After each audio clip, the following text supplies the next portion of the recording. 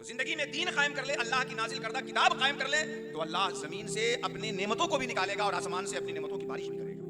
और अगर अल्लाह की नाजिल करदा किताब को अपनी जिंदगी में कायम नहीं करता इंसान, तो लस्तु मला शय्यिन, उसकी कोई हैसियत नहीं, उसकी कोई हकीकत नहीं, चाहे वो जितना बड़ा चौधरी और तुर्रम खान बने, अल्लाह के नजदीक उसकी कोई हैसियत नहीं है जब तक अल्लाह के दीन को, अल्लाह का ईमान है। अल्लाह के रसूल क़यामत में शफाअत करेंगे।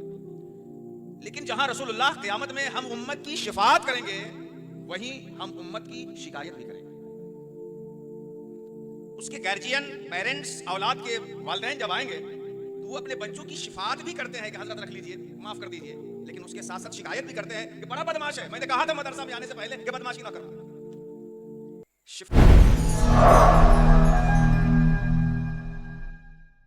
हिफाजत करने वाले हैं। कुरान जैसा नाजिल हुआ था 1400 साल गुजर जाने के बाद भी जिस हाल में उतरा था उसी हाल में वो मोजज़ा बाकी है, ताकि जिस जमाने का इंसान रसूलुल्लाह के मोजज़े को उस असली हालत में देखना चाहे, वो जिस जमाने में देखना चाहे रसूलुल्लाह का मोजज़ा अपनी आंखों से देख सकता है। लेकिन इस कुरान हकीम के हवाले से हम उम्मत की क्या जिम्मेदारी है? उनकी गुफ्तगू के आखिर में आपने शफाअत की बात सुनी, रसूलुल्लाह शफाअत करेंगे। शायर दिलनवाज खालिद रोशन साहब ने भी बड़ी शानदार शायरी की, इनमें भी शफाअत की बात आई। हम सब का ईमान है अल्लाह के रसूल क़यामत में शफाअत करेंगे, लेकिन जहां रसूलुल्लाह क़यामत में हम उम्मत की शफाअत करेंगे, वहीं हम उम्मत की शिकायत भी करेंगे। शफाअत भी करेंगे और शिकायत भी करेंगे। वो शिकायत क्या होगी रसूलुल्लाह की मैदान क़यामत में अपनी उम्मत के बारे में रब से? या रब्बी इन्ना कौमी इत्तखज़ु हाज़ल कुरान महजूरा, ए मेरे रब, मेरी इस कौम ने इस कुरान को तर्क कर दिया था, इसके रास्ते को जिंदगी में छोड़ दिया था। तो शफाअत भी होगी आपकी, इसमें ईमान है, इसके साथ साथ आपकी शिकायत भी होगी।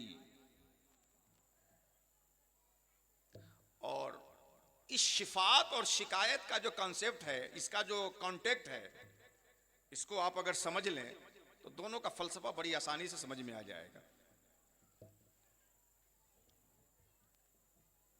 एक उस्ताद बच्चे से नाराज हुआ, क्लास से बाहर कर दिया, कहा अपने बाप को बुलाओ, पेरेंट्स को बुलाओ। उसके पेरेंट्स आए, वालिदैन आए।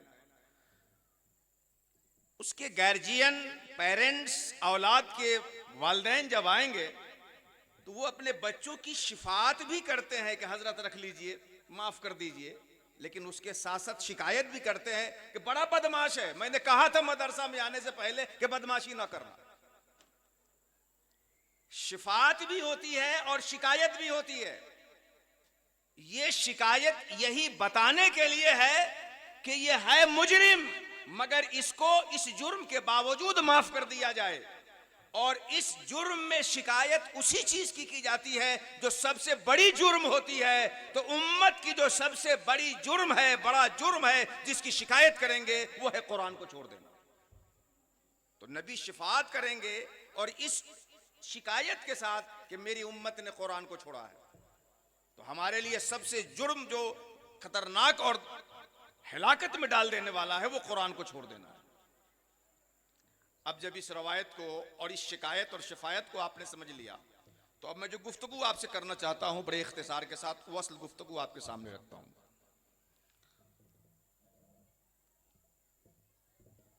सबसे पहले आप ये जाने कि अल्लाह ने इस रूए ज़मीन पर इंसानों की हिदायत के लिए कमोबेश 1,24,000 पैगम्बरान इज़ाम को भेजा। उन 1,24,000 पैगम्बर में 5 उलुल अज़्म पैगम्बर हैं। हजरत नूह, हजरत इब्राहिम, हजरत मूसा, हजरत ईसा और खातिमुन नबिय्यीन, हम सब के आका जनाब मोहम्मद रसूलुल्लाह सल्लल्लाहु अलैहि वसल्लम। इन्हें उलुल अज़्म पैगंबर कहा जाता है। और फिर इन पांचों में भी जिन्हें सब पे खुसूसियत दी, वो हम सब के आका जनाब मोहम्मद रसूलुल्लाह सल्लल्लाहु अलैहि वसल्लम है। इन सारे अंबिया को अल्लाह ताला ने क्या हुक्म दिया और हमारे नबी को उसने क्या हुक्म दिया। सूरह शोरा की वो आयत जो मैंने आपके सामने तिलावत की है, अल्लाह ने इस एक आयत में इन पांचों उलुल अज़्म पैगंबर का जिक्र किया कि मैंने उन्हें क्या कहा और मुस्तफा आपसे हम क्या कह रहे हैं। इस आयत में वो पूरी इंसानियत की हिदायत का खुलासा अल्लाह ने पेश किया है कि उसने अपने नबियों को और उलुल अज़्म पैगंबरों को क्या हुक्म दिया और उम्मत में क्या राइज करने का फैसला किया। अल्लाह फरमाता है वशरा लकुम मिनद्दीन, मुस्तफ़ा अल्लाह ने आपके लिए एक दिन को मुतय्यन कर दिया, आपके लिए एक दिन पसंद फरमा लिया, मुतय्यन कर दिया। वल्लज़ी औहैना इलैक, और जो बात हम आपसे कहना चाहते हैं, जिसकी वही आप पे करना चाहते हैं, यहां मुस्तफ़ा से मुखातब हो गया, हमारे नबी से। वमा वसैना बिही नूहा, और हमने जिसका हुक्म नूह को दिया। वमा वसैना बिही इब्राहीम व मूसा व ईसा, और जिसका हुक्म हमने इब्राहीम, मूसा और ईसा को दिया। तो देखिए, नूह, इब्राहीम, मूसा, ईसा, इन चारों नबियों का जिक्र किया और अल्लज़ी औहैना इलैक, इन चारों से पहले मुस्तफ़ा से मुखातब किया कि जो हम आपको कहना चाहते हैं, और आपसे पहले इन चारों नबियों को कहा, जिनको कहना तमाम नबियों को कहने के दर्जे में है। क्या है? अन अकीमुद्दीन, मुस्तफ़ा आपके लिए और आपसे पहले के नबियों के लिए यही हुक्म मेरा है कि अन अकीमुद्दीन, दीन को अपनी जिंदगी में कायम करो। अपने मानने वालों से कहो वो अपनी जिंदगी में दीन कायम करें। वला ततफर्रकू फीह, और इस दीन में फिरके में मुब्तला मत हो, दीन अपनी जिंदगी में कायम करो। अच्छा, ये तो हो गया। अब मैंने जो दूसरी आयत पढ़ी है, इमाम बुखारी ने सुफियान इब्ने उवैना के हवाले से, बड़े जलील कद्र मुहद्दिस और फ़कीह गुजरे हैं, बयान किया है कि सुफियान इब्ने उवैना कहते हैं कि कुरान की वो आयत जो मेरी हैसियत मुझे दिखा देती है और सबसे ज्यादा सख्त लगती है और जिससे सबसे ज्यादा मुझे डर होता है, वो ये आयत है जिसमें अल्लाह ने फरमाया, कुल, मुस्तफ़ा आप कह दीजिए, या अहलल किताब, ए अहले किताब, ए लोगों जिन्हें अल्लाह ने किताब दी, लस्तुम अला शय्इन, तुम्हारी कोई हैसियत नहीं है, हत्ता तुकीमुत तौरात, जब तक तुम तौरेत को, इंजील को, वमा उनज़िला इलैकुम मिन रब्बिकुम, और ये जो कुरान तुम्हारे रब की जानिब से उतरा है, इस कुरान को अपनी जिंदगी में कायम नहीं कर लेते हो, लस्तुम अला शय्इन, तुम्हारी कोई हैसियत नहीं है, तुम्हारी कोई हकीकत नहीं है। एक दूसरे मकाम पे अल्लाह ताला ने फरमाया, वलौ अन्नहुम अकामु तौरात वल इंजील वमा उनज़िला इलैहिम मिन रब्बिहिम, अगर लोग अपनी जिंदगी में तौरेत, इंजील, जिसका खुलासा कुरान मजीद है, इसे अपनी जिंदगी में कायम कर लें, लाकलू मिन फौक़हिम, तो वो ऊपर से भी नेमतें खाएंगे, वो मिन तहते अर्जुलिहिम, और नीचे से भी नेमतें खाएंगे। तो जिंदगी में दीन कायम कर ले, अल्लाह की नाजिल करदा किताब कायम कर ले, तो अल्लाह जमीन से अपने नेमतों को भी निकालेगा और आसमान से अपनी नेमतों की बारिश भी करेगा। और अगर अल्लाह की नाजिल करदा किताब को अपनी जिंदगी में कायम नहीं करता इंसान, तो लस्तुम अला शय्इन, उसकी कोई हैसियत नहीं, उसकी कोई हकीकत नहीं, चाहे वो जितना बड़ा चौधरी और तुर्रम खान बने, अल्लाह के नजदीक उसकी कोई हैसियत नहीं है, जब तक अल्लाह के दीन को, अल्लाह की किताब को, अल्लाह के निजाम को इंसान अपनी जिंदगी में नाफिज नहीं कर लेता।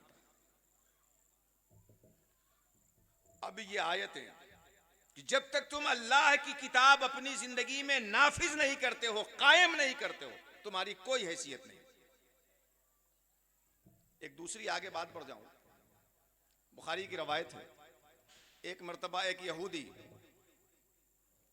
हजरत उमर से कहने लगा, ए उमर, आपके नबी पर एक ऐसी आयत उतरी है, अगर वो आयत हमारे पैगंबर हजरत मूसा पे उतरती तो हम लोग उस दिन को ईद का दिन बना लेते खुशी के मारे। हजरत उमर ने कहा, कौन सी आयत?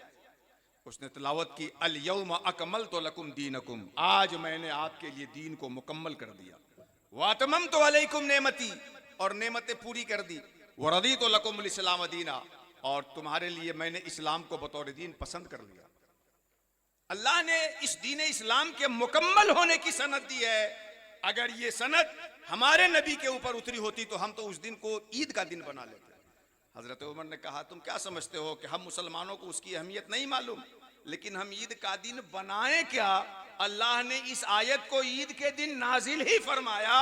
कुर्बानी का दिन था, जुमा का दिन था, हफ्ता और साल दोनों ईद जमा थे, तो अब हमको अलग से ईद मनाने की जरूरत ही नहीं है, क्योंकि आयत का नुज़ूल ही ईद के दिन अल्लाह ने कर दिया है। तो ये दीन दीन मुकम्मल है, लेकिन